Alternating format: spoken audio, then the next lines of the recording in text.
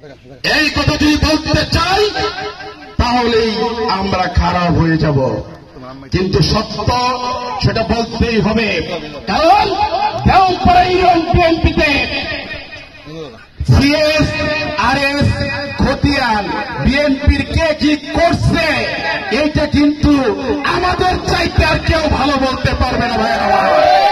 কারণ 2008 সালে নির্বাচনে পরাজিত হওয়ার পরে এই ফ্যাসিস্ট হাসিনা 13 সালে একটা ভোট চুরি নির্বাচনের মাধ্যমে সে সরকার গঠন করেছিল। 2011 সালে বিএনপি নির্বাচন এসেছিল, আপনারা সকলে অবগত আছেন। দেশনেত্রী বেগম খালেদা জিয়া ওনাকে ধানের শীষ প্রতীক দিয়েছিলেন। আপনি ধানের শীষ প্রতীক নিয়ে এই কাটালের বিএনপির সাধারণ নেতা কর্মীদের সাথে কি আচরণ করেছেন তা কিন্তু আমার চাইতে আর কেউ ভালো বলতে পারবে না। আপনি মাঠ ছেড়ে দিয়েছিলেন চাচাতো ভাইয়ের কাছে, দলের ধানের শীষ বিক্রি করে দিয়েছিলেন চাচাতো ভাইয়ের কাছে। আপনি নির্বাচনের 10 দিন আগে মাঠ ছেড়ে দিয়েছিলেন, কিন্তু সাধারণ বিএনপির নেতা কর্মীদেরকে এই কথাটা আপনি কখনোই বলেননি। সেটার ভুক্তভোগী আমরা হয়েছি।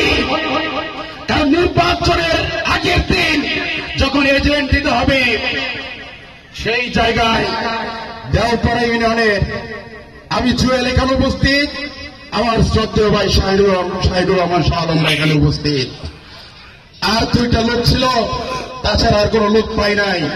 একটা হচ্ছে দেওয়ান শরীফুল ইসলাম সেন্টু ভাই, আরেকটা হচ্ছে কামরুজ্জামান ভুইয়া জামাল ভাই। আমরা এজেন্ট দিতে গিয়েছিলাম, এখানে সাক্ষী রয়েছে আলম ভাই, আমাদের সাথে আর কেউ ছিল না।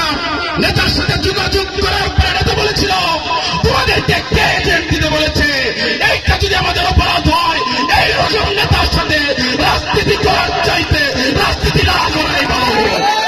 তাই শুধু একটি কথা উচ্চারণ করে বলে দিতে চাই, এই দেওপাড়া ইউনিয়নের টালটু পাল্টি রাজনীতি চলবে না। যদি রাজনীতি করতে চান সাংগঠনিক ধারাবাহিকতায় অ্যাডভোকেট ওবায়দুল হক নাছির ভাইয়ের সাথে রাজনীতি করতে হবে।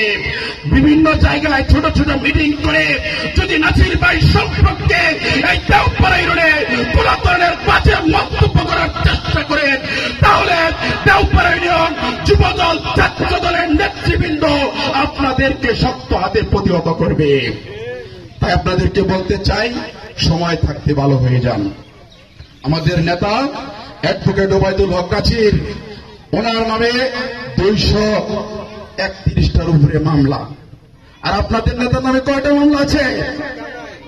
দেশনেত্রী বেগম খালেদা জিয়া ওনাকে মনোনয়ন দিয়েছিলেন, উনি এমপি হয়েছেন, মন্ত্রী হয়েছেন। আপনারা বলেন কাটালে সব উন্নয়ন আজাদ ভাই করছে, সেটা আমরাও মানি। আজাদ ভাইকে মনোনয়ন না দিয়ে যদি আমাদের শুকুর ভাইকেও মনোনয়ন দিত, উনি এমপি মন্ত্রী হলে উনি উন্নয়ন করত। উন্নয়ন এটা হচ্ছে ধারাবাহিক একটা প্রক্রিয়া মাত্র, সেখানে একক ব্যক্তির ক্রেডিট নেওয়ার কিছু নেই। এটা হয়েছে আমাদের দেশনেত্রী বেগম খালেদা জিয়ার অনুকম্পায়। দেশনেত্রী তাকে মনোনয়ন দিয়েছিল, উনি এমপি মন্ত্রী হয়েছেন, কাজ করেছেন। এটা নিয়ে গর্ব করার কিছু নেই, এটা নিয়ে আমরা যারা বিএনপি তারা গর্ব করতে পারি।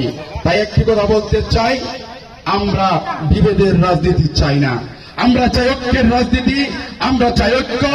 আমরা জানি আমাদের নেতা অ্যাডভোকেট ওবায়দুল হক নাছির ভাই রাজপথ থেকে বেরোটে নেতৃত্ব, দেশনায়ক তারেক রহমান এই কাটালের মাটিতে আমাদের প্রিয় নেতা অ্যাডভোকেট ওবায়দুল হক নাছির ভাইকে ধানের শীষ প্রতীক দিয়ে পাঠাবেন। আমরা সকল ঐক্যবদ্ধভাবে নির্বাচন করে তাকে বিজয়ী করে কাটালের এমপি হিসেবে মনোনীত করব ইনশাআল্লাহ। এ আশাবাদ ব্যক্ত করে সকলের সুস্বাস্থ্য এবং দীর্ঘায়ু কামনা করে আমি আমার সংক্ষিপ্ত বক্তব্য শেষ করছি। বাংলাদেশ জিন্দাবাদ, বাংলাদেশ জাতীয়তাবাদী যুবদল জিন্দাবাদ, শহীদ জিয়া অমর হোক, দেশনেত্রী বেগম খালেদা জিয়া জিন্দাবাদ জিন্দাবাদ, গর্বিত মায়ের গর্বিত সন্তান দেশনায়ক তারেক রহমান জিন্দাবাদ, আমাদের কাটালের প্রিয় যুবক অ্যাডভোকেট ওবায়দুল হক নাছির ভাই জিন্দাবাদ। সবাইকে ধন্যবাদ। আসসালামু আলাইকুম। সুন্দর বক্তব্য প্রদান করার জন্য এই মুহূর্তে সংক্ষিপ্ত বক্তব্য নিয়ে আসতেছে দেওপাড়া ইউনিয়ন যুবদলের সদস্য সচিব হাবিবুর নবী খান লাবলু।